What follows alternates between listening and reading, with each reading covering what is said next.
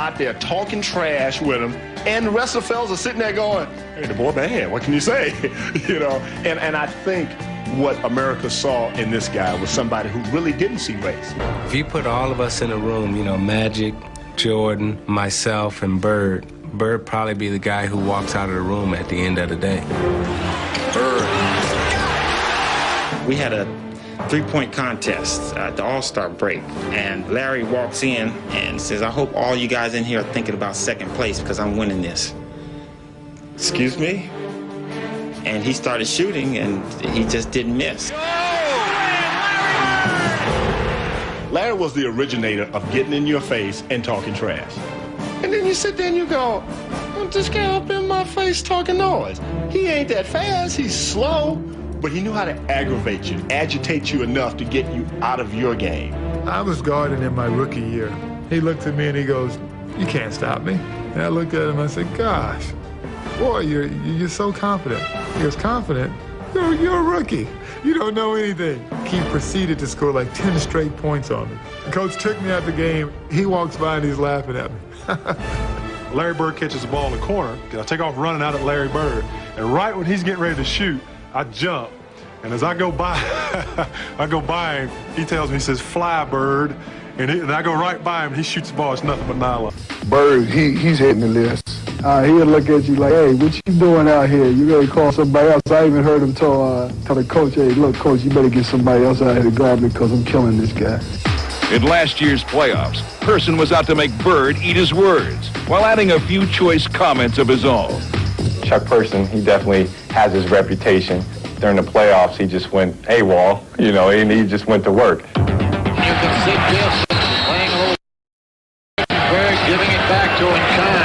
Chuck Person can talk some trash to Larry Bird now. He scored the last 16 points. Chuck and Larry down low, greeting one another once again.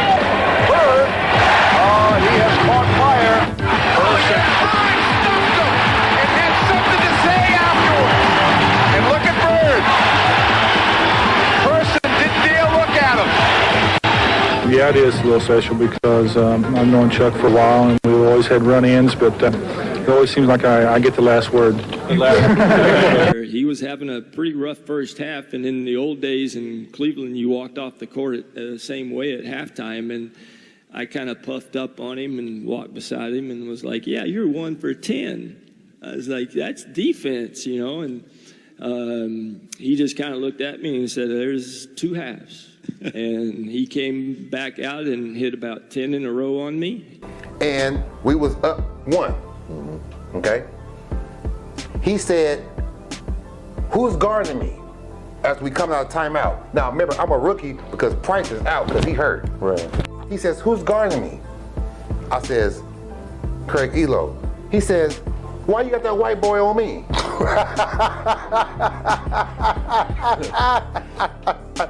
Don't put no white boy on me. He said that was the most... Now, remember, Larry Bird is white. Right. And the last one was left-handed, and he asked me if my mother was watching. In Dallas, the first three-point contest, and he just starts looking at guys, doesn't say a word, and people are getting kind of nervous. And then he finally speaks and says, I'm just looking to see who's going to finish second. Some pure trash talking and just general bravado. And the theatrics of it all was made for Larry. And Larry would back up his boast by not only winning the contest, but blowing away the competition with a phenomenal shooting display.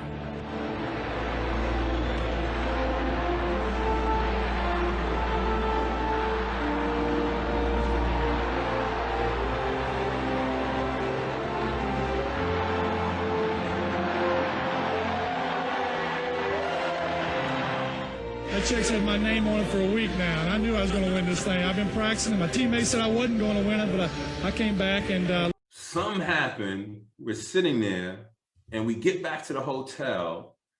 Rodney Rogers says something to... It's a group of them. It's Larry Bird, Magic Johnson, and everybody's shooting the shit. And Rodney Rogers is talking smack to Larry Bird. Magic heard that shit. And... we ain't think none of it. And Rodney Rogers all of a sudden tugs on Superman's cape. What happened after that? And here goes Rodney Rogers. He's talking the stuff that we were talking in our other room. You know, our other room, we talking junk. Like, yeah, Magic didn't know what to do.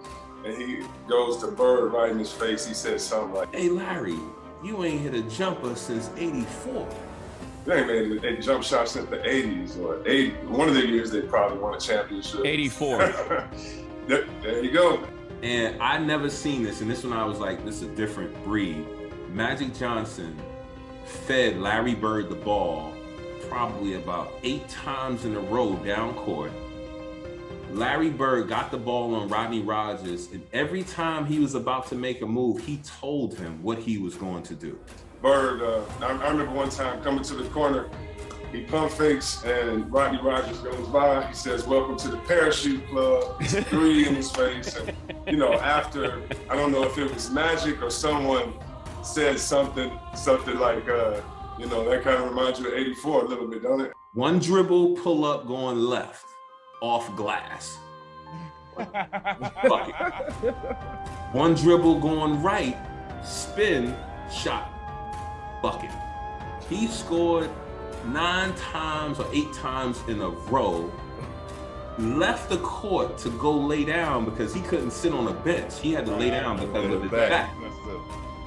And said, "Young fella, look like '84, huh?"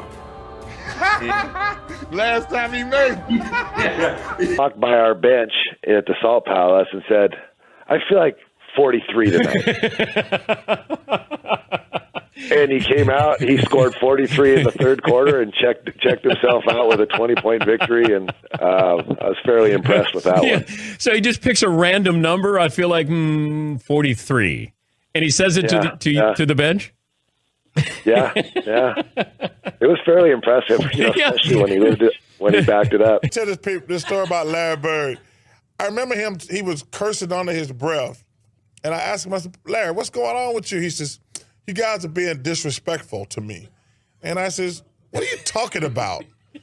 He says, "You guys are putting a white guy on me." That's disrespectful. Wait, who's the white guy you put on him? I can't remember who it was. I just started laughing. I had no comeback. But he says, "It's disrespectful when y'all put a white guy on me." And I'm sitting there like, I'm laughing in the middle of a game. Larry Bird told Robert Reed he ought to stay there. He should have stayed in preaching.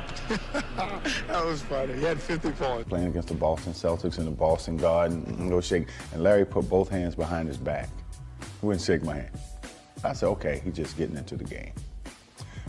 In the first play of the game, he said, "You don't even belong in the league, Holmes." And he shoots a 3. Now, I wasn't mad that he made the 3. But I said, "There's something, this called me Holmes." and he came down and did it again, so I'm pissed, you know. So the next time down, see me on the breakneck pitch, and I jump up and I throw it down on him, right? I mean, he fouls me. And he said, "Hey, Rook, I like you. You got heart."